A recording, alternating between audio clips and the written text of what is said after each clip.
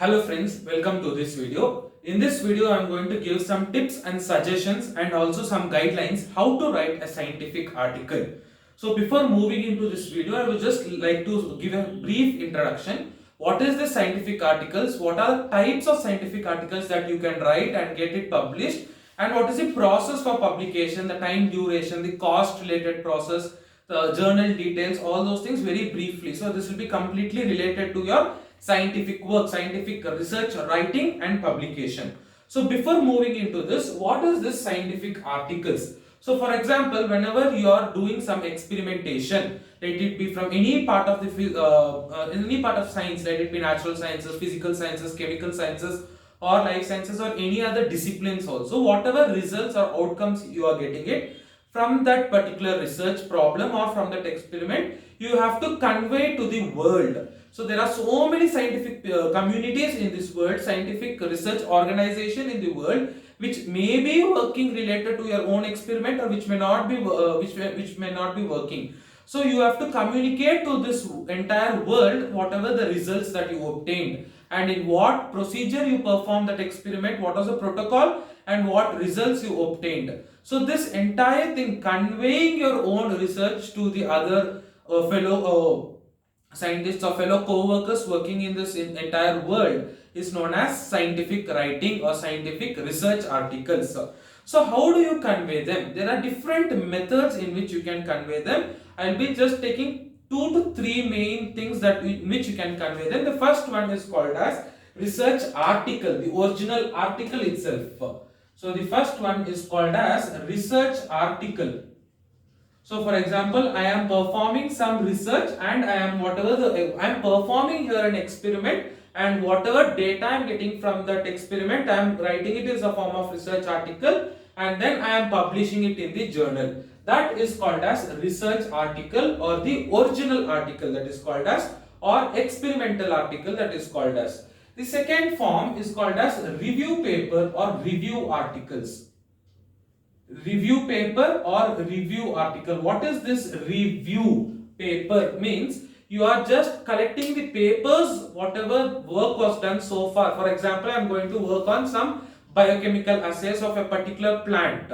So from the years, from so many years, past the decades, so many people would have performed similar type of work on a similar plant or may not be same species, but with different species they would have performed their experiments. So I am collecting all the work that was done till date. For example, 2021 December. So till 2021 December, whatever work has been published so far. So from the day 1 till yesterday, all the data I am going to collect it. I am going to read that. So what work has been done? By which author, by which experiment was it done? Very briefly, I am going to collaborate. Maybe 20 articles you might find, or you might find 100 articles. That is with respect to your work, with your discipline. So that is called as review article. It is like reviewing. Re means again, viewing. You are viewing already published articles, already performed experiments. Why should we do that? This will help us to know the literature gap.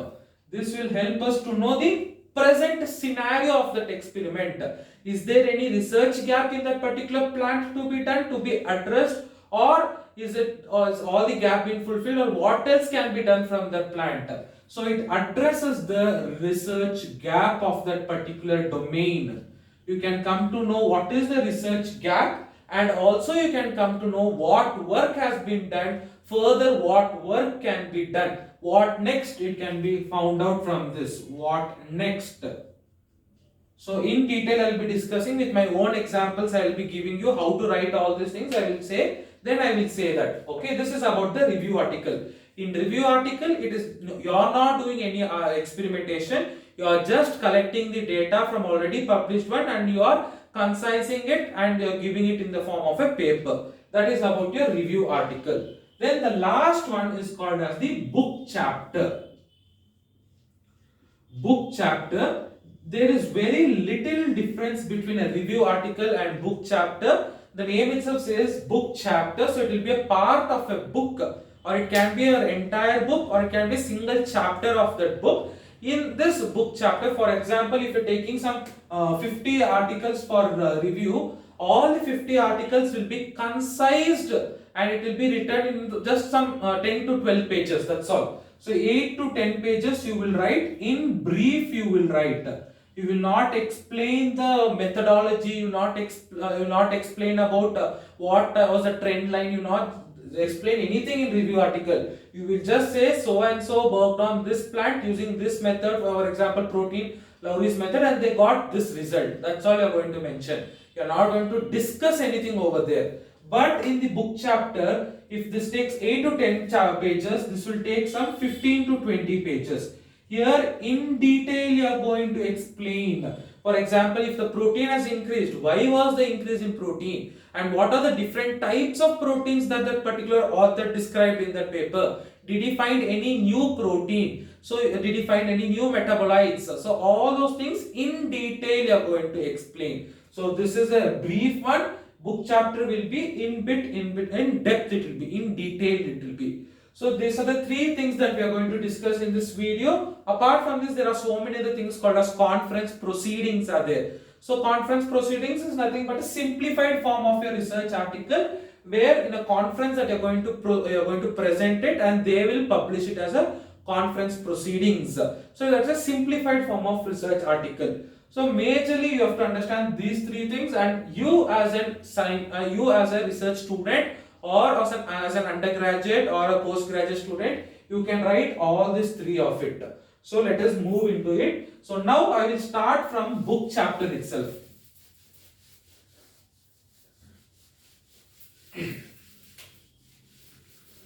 So now let me start from book chapter. So here I have my very own example of a book chapter. So I will give the link in the description of my book chapter of my review article as well as my original research article. It will be helpful if you read that. So now we will go to book chapter. How do you get to know which book chapter to write, or how is the process done? First let me explain you before going to book chapter. See, there are two ways in which you can get an access to write a book chapter. For example, if you are an undergraduate student or a postgraduate student or a research scholar, or if you are working under some supervisor, that supervisor will get an invitation to write a book chapter. So from different publications, some topmost publications like Springer publications or Taylor and Francis or Elsevier publications, there will be certain editors. Those editors will recognize the potent scholars or potent research supervisors or research institutions who are working in that related area, and then they will send an invitation to that guide or to the supervisor to write, to request, to contribute your writings to us so that we will publish it. That is one way. Second way, you can just browse in the internet, or you can browse in there are different platforms, ResearchGate, LinkedIn, and also the Google Scholar, or you can go to a particular publication itself, Springer publication, Elsevier publication. There they would have given call for papers, call for review papers, call for book articles or book chapters. So they will call. There anybody can write. If it is an invitation, only a particular people will get that invitation, only they can contribute. If I am getting an invitation, me and my co-workers, me and my students, or me and my persons from the lab can work into it. Or you people can't, general audience can't. If it is an invitation based book chapter, or if they're giving just call for a book chapter, then anybody can apply for it, and if your work is very good, then they will accept it and they will publish it. So there are two methods in which you can write a book chapter. So now let me just give an example of this book chapter. So this is one book chapter that the book name is Research Trends in Medicinal Plant Sciences. So there are some 10 to 12 chapters in this, out of which one chapter is mine. So this was published by Akinik Publications, New Delhi. It's volume 6. So there are 10 chapters. One chapter I have contributed in.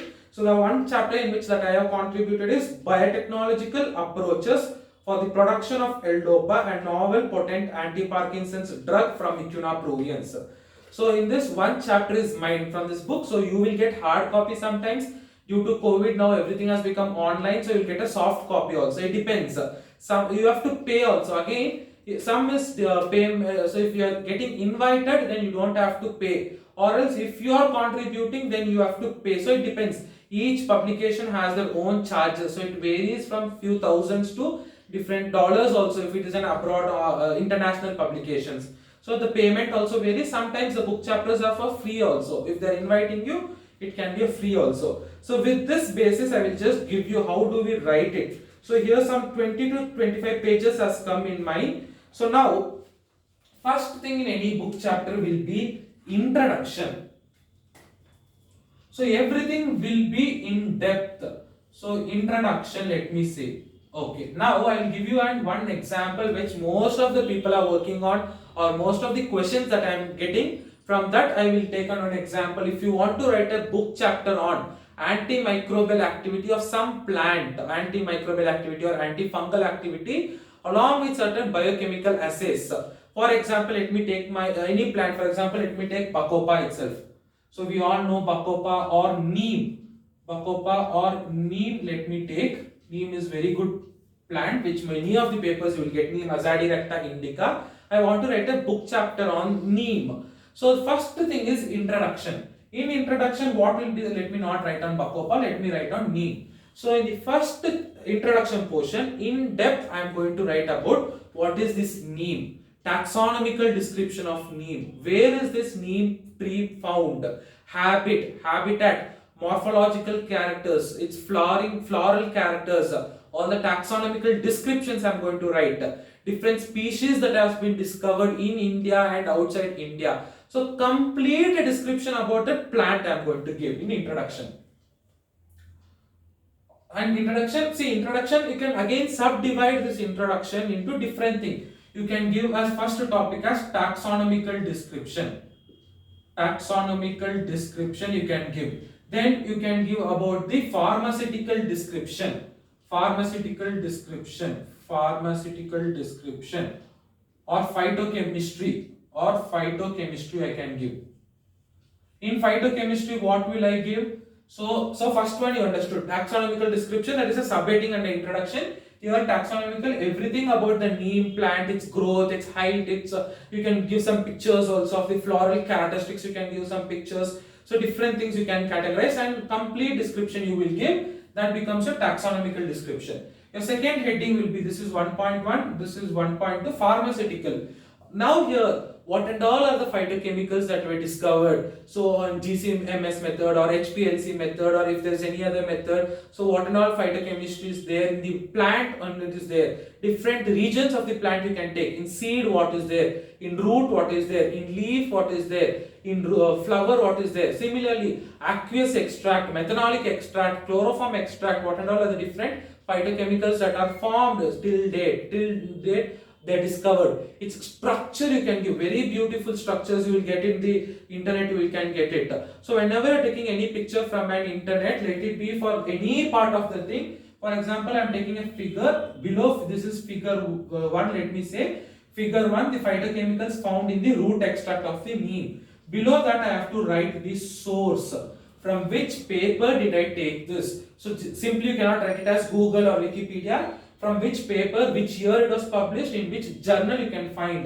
That entire source has to be given and permission has to be obtained from that particular publication. From that particular journal, the permission has to be obtained. That is very, very important. So that you have to mention it. That is about the pharmacochemistry, pharmaceutical or the phytochemistry. That is about your third one. Then third heading you can give it for uses, commercial uses you can give it for, commercial uses.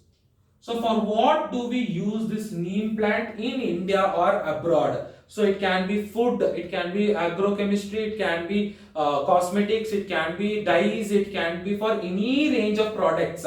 From A to Z you can mention everything under this particular heading called as commercial uses. So now this completes your introduction. Next, you will go to the next second heading. Maybe we want to study the biochemical assays, the phytochemical assays that was performed.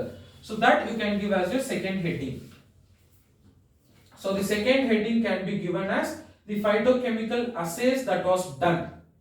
Phytochemical assays that was done so far. So you have to give it in depth you have to give here. That, as I said you, for example, protein estimation, if it was done, in which method it was done, in Lowry's method, what reagent did he use, what pH was maintained, what result did he obtain. Like that you can do. For phytochemical assays, you can go with different assays like chlorophyll, you can go protein, carbohydrate, phenolics, flavonoids, antioxidant assays you can go, or if there are any other enzymatic assays you can go, all those things you can go. And if you want to include molecular assays, that can be included here, or you can take as a third heading and go with molecular assays.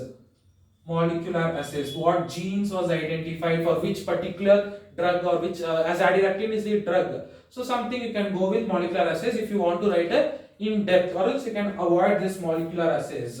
So this will be your third heading if you are writing a book chapter on neem. So this is the phytochemical assay. So whatever assays was done, in whichever species it was done, whichever year, you are going to collect all those things first and then you are going to write it. Now the last one is which we are interested on the antimicrobial end. Antimicrobial assay. So now here in antimicrobial assay, your neem might be used for different fungus, different pathogens, different bacterial strains, E. coli, Pseudomonas, so many different bacterial species are there. You have to write everything in this. Here you can make use of tables. So for example, you can use for one bacteria, you can use one table. Then you can use what concentration was taken, which concentration was which effective, and what was the result. And at the end you can give the reference, which author was it. So you can make it tabular column. So it is a skill. Research writing is a skill. You have to just put into your innovative ideas, how beautiful you can design it. You can give it in the form of flow chart, you can give it in the form of pictorial representations, you can give it in the form of tabular column, you can give it in the form of graphical representation. It's just left to your own innovative ideas.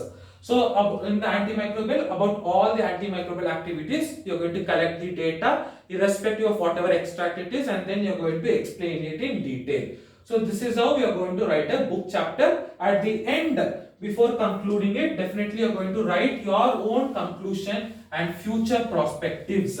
What can you conclude from all those things? Conclusion and future perspectives. What do you mean by conclusion and future perspectives? From the entire study, what can you conclude that you are going to say? Maybe one paragraph you can write. Future perspectives. Once you study all these things, you will come to know what are the research gap in that, what is the lacuna in that. So you can address that, so that future workers, whoever is going to work on the neem, if they read your book chapter, they should be able to understand A to Z work, whatever is done in that, what is the gap in that, they should be able to take that gap and they should be able to work on that. So you will give the future workers, you will give the readers a hint what work was not done, what work has not been reported, what is the lacuna in that particular research area, that you will address it as a future perspective. Then of course the references. And references, I will make a different video on how to write references. There are different tools and all. So I will write a different video itself for that. I will make a different video. So this is how you will write a book chapter. In detail, it will vary from 15, 20 pages, 25, 30 pages, or an entire book also you can write. An entire book on medicinal plants, an entire book on neem. So it is left to your own interest, how much you are able to get the data and how much hard work you can put. So this is with respect to book chapter. Next, let us move to review article, which becomes very simple. So if you know the basic things, then the other things become very easy. Now review article, if I want to write, same thing I will write. So book chapter and review articles, there is no much difference. I said you, it is just review articles will be concised. Now if I want to write a review article, same thing, introduction I will take for neem plant itself, I will take. In introduction itself, you will not be able to give rise to different categories. So I have written one review article, that also I'll give you the link in the description for your references. Biotic elicitors, a boon for the in vitro production of secondary metabolites. So biotic elicitation, a boon for the in vitro production of secondary metabolites. So in that aspect, if I want to give you introduction, so introduction will be what is biotic elicitors, or what is elicitation. What is elicitation? A very brief review on topics on different types of elicitation, all those things I will give you. and what is an in vitro culture, all those things I will, in vitro cultures and all those things very briefly I will give. Next heading I will give, this will be as first heading. Second heading will be given as biotic elicitation, because that is the main thing. Biotic elicitation in its mechanism. So here I am giving as a flow chart. So here complete mechanism I am going to give. So what and all from different articles that I have collected. So this is around some 15 pages is there, this review article. So I am going to give a complete thing. I don't know how far you can see this. So with pictorial representations, I have given a flow chart, pictorial representations I have given. So for all those things, so here the classification of biotic elicitors, also another flow chart I have given. So biotic elicitation, mechanism, classification, all those things I am going to mention over here as the second heading. Third heading, under biotic elicitation we have bacterial, fungal, polysaccharide and algal that I have chosen, I have restricted for. So that I will start with algal elicitation. Algal elicitation. Fourth one will be fungal elicitation. Fungal elicitation. Fifth one will be bacterial elicitation. Bacterial elicitation. And sixth one will be polysaccharide elicitation. So these are the 6 headings that I have given. In each of the heading, in each of the subdivision algal elicitation, tabular column I have given, in which what and all algal elicitors have been used, in which plant have been used will be the second column. Third column will be which metabolite, for which to increase which metabolite or which pigment, that is the third column. Fourth column, what was the result that they obtained, and in the fifth column references I have given. For each of this I have made a tabular column like that. So if you can access my article, I will give you the link. You can view the tabular columns in that. That will be one good way to represent the readers. So just seeing the tabular column itself, they will be able to come to know. They don't have to read the text. So you can see over here in this tabular column all the details I have given over here. So seeing this, they can come to know. So what bacteria has been used for which plant, for which metabolite, what was the result, positive result or negative result, the references. So this gives a complete comprehensive review in the tabular column. In the text I have just explained this. So you don't have to give both the things. For example, if I give 10 in tabular column, another 10 or 20 I will write it in the text. So everything I don't have to repeat, the result should not be repeated. Whatever I have given in the text, that should not coincide with this. Whatever is here, I should not coincide with that, because it is just waste of time for the readers.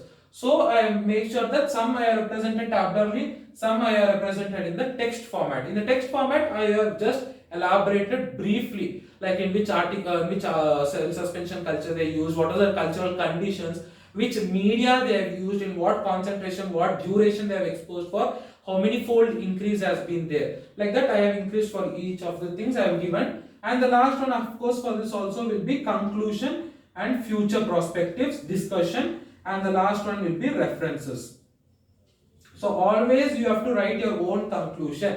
Conclusion is mandatory for any type of review articles or any type of scientific articles. What do you conclude from the entire thing? Now, if any person who reads my this article on this review article, biotic elicitors, they will be able to understand completely till today what biotic elicitation work has been done, what has not been done, what has been left over. So reading this, he doesn't have to read 100 articles. He can just read this one article. So I have some 130 references I have in this paper. So he don't have, the person who is working on this doesn't want to read 130 articles. He can just read my one article. He will get to know and complete knowledge. So that is the advantage of this biotic, book chapter or the review article. That is the advantage. So the entire data you are comprising it into giving it as a single article. So whatever there are 100 articles, 200 articles, everything you are comprising it and giving it as a single review article or a single book chapter.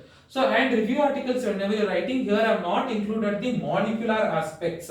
So that also can be included. The molecular aspects, that can be another different review article also. What are the genes that were involved, which genes were elicited, which genes were silenced, those genes that were upregulated, downregulated. You can mention all those things, molecular approaches, that will definitely add weightage to your work and it will help in easy publication also. That is one of the things with molecular review article. Now moving on to the last thing, the research article. With that we will end I'll make another video for publication and all, how to go for different publications and how to write references, all those things. I will make two different videos. Already I have made one video on how to access, how to get the particular journal details, how to check whether the journal is Scopus indexed or UGC indexed, whether it is a predatory journal, what is impact factor, what is the ranking. So all those things related to some publication details I have already made a video. I will give the link in the description. You can watch those video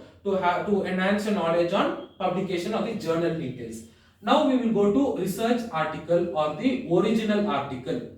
Research article or original article. So I didn't, though many people had requested me to make a video on all those things, I didn't make it deliberately because I wanted all these three things to be published so that it is accessible to you and so that even I have hands-on experience on writing all those three things. So once now it is published and I have an idea after failures and rejections and acceptance, now I can be able to give you some tips and tricks. So I wanted to get that experience and I wanted it to get published so that then I can give you. So without practicing I cannot simply preach. For that reason I didn't make these many days. Okay, now writing a research article, again another research article that I have already mentioned in one of my videos, it has been published.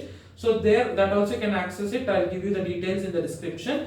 So if you take any research article, this will be a flow. You have to write a title. See, title should be always catchy. Let it be for the book chapter or let it be for the review article or basically for your research article. Title should be short, crispy, catchy. Short in the sense I'm not making you to write it in 3 or 4 sentences, especially in science we cannot restrict it. So if you can go for 12 to 15 words, usually 12 to 15 words is advisable. Make sure you're not putting unwanted details. It is catchy, it is interesting, and don't use too scientific terminologies. Even a layman should understand by reading it, your title. So if you see this title, variations in the L-DOPA content, phytochemical constituents and antioxidant activity of different germlines of Mucuna pruriens. So even a normal biology student of your undergraduate student or 12th graduate student should be able to understand your title. It should be simple, crisp, catchy. That is about the title. Next will come your abstract.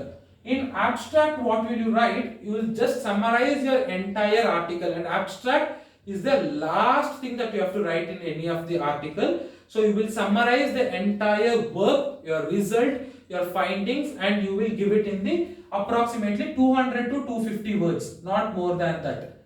200 to 250 words you will write an abstract. In some journal they will ask graphical abstract. Then graphical abstract is nothing but you are going to represent your abstract in the form of pictures. So you can refer to any of my articles, and that article's graphical abstract also will be there. So graphical abstract, you are just representing it graphically, that's all, pictorially. So abstract is a short summary of this entire article, around 200 to 250 words. This is the second one. Then is your keywords. So keywords, some 4 to 6 keywords you will write. So whatever keywords you want to select from it, phytochemical, antioxidant activity, L-DOPA, Parkinson's or anti-Parkinson's, Mucuna pruriens, germlines, cell cultures, in vitro, elicitation. So these are all the keywords from the articles that whatever I discussed so far. Based on that, you can choose 4 to 6 keywords. So after this, you will go to introduction. So introduction, let me take my own paper as an introduction. In introduction, very briefly I will write. Very briefly means it can be just 2 paragraphs to 1 page, not more than 1 to 1.5 pages. You are not going to give more importance to introduction over here because you are going to give importance to your findings, to your own results, that your own observation, that you are going to give importance, not for introduction, material, methods and all. In introduction will be just brief. What is Mucuna pruriens? Why is it so important? What work has been done so far? That's all. So what is L-DOPA? Why are we restricting it to L-DOPA or anti-Parkinson's drug? Very brief introduction I am going to give. So introduction will be some 2 paragraphs to 1 to 1.5 page. 1 page itself is fine. Don't go more than 1 page for introduction. 1 page is fine for introduction. Next will be material and methods. In material and methods, what you are going to write is you are going to write the procedures of different experiments that you have done. Here I have done phytochemical assays I have done and antioxidant assays I have done. So here each author will have its own imagination, his own thinking. So what was my intention of writing material methods? I wrote everything in detail. For example, protein assay, chlorophyll assay, carbohydrate assay, proline assay, phenolic assay. For each assay, I have written the protocol in depth. I have written what buffer I use, what absorbance, what standard, what buffers, what pH, what concentration, how did I prepare that buffer, in hydrogen reagent, how I prepared. Everything in detail I have written, what was control, what was blank, everything I mentioned it in detail. My intention was, if you are reading my paper, the protocol should give you everything. You should not struggle and like I struggle. What was control, what was blank, you should not struggle. So that was my intention. But some authors, they will not write, they will just write crisp. Because it's already published in some other paper, you should sit and search that paper. They will not write anything in detail. They will just write protein assay was done according to Rakesh et al. Or according to Suresh et al. Or according to some et al. Varsha et al. Like that, they will just give some other papers reference they will give off. Or the main paper reference, protein assay was done along to Lowry's method. Like that, they will just mention very briefly. Each method will just 1 or 2 lines that they will write. So it again refers, it goes back to your own interest, how you want the readers to read your paper. That is one condition criteria. Second, each journal will have some page limit. So that also you have to write. You cannot write extensively. For each one, you cannot go on writing for papers. They will not accept it. So it has to be short, crisp, but all the details has to be given. So again, that is why I am saying you, research writing is a skill. So that you have to write. That comes under material methods. The very important thing is results and discussion. Some people will write results separately and discussion separately, or both results and discussion together you can write it as. So results and discussion. So here what will happen in results and discussion, what was the experiment that you did, you can give graphically. Showing the graph, you can explain the trend. Protein has increased in the root or it has decreased after some treatment. Why is that has decreased? That will be a discussion. So understand, result is whatever you got that you are writing, whether protein has increased or decreased after certain days or after certain treatment, whether it is increased or decreased. That's all. It is increasing, decreasing. That is all result is. Discussion. Why is that is increasing? Why is it is decreasing? You are going to go back, get some papers, read that papers. Definitely those papers would have mentioned because of some stress that the protein would have increased, because of some enzymatic reactions, or because of the high temperature, the proteins would have denatured and their protein amount would have been decreased. So you have to explain why was that trend, giving some article as your references. For results, you don't have to give any references. Definitely for discussion, you have to cite references. So how was the trend? For example, in Mucuna acid I was doing, right? So many papers will be there, even they would have done protein estimation. So I am going to give that paper as an example, and I can say my result is in concordance or is in coincidence with the other people's work, or it will not always be coinciding. So I can also say that it was against this people's work. So it can be against my result or it can be for my result also. So you don't have to worry, whatever result you have got is your result under your experimental condition, under your lab condition. So you don't have to change according to other people's work. Whatever you got result, report that to scientifically prove that you have done correct work. You can search some literature and you can cite that work. So and then of course you will write conclusion, future prospects, acknowledgements and references you will write. So these are the basic things that you will write. Now some tips that I wanted to share here is, don't worry about the language. Make sure you are using proper scientific terms and make sure not using too complicated words where people are not able to understand. The main intention of writing all this is the people who are reading it should understand. So if you are reading many papers, you will have an idea. Some authors will write it very simple, lucid way. As soon as you read it, you will understand it. Some scientists, some authors will write it so complex, you have to keep a dictionary to understand what that term means.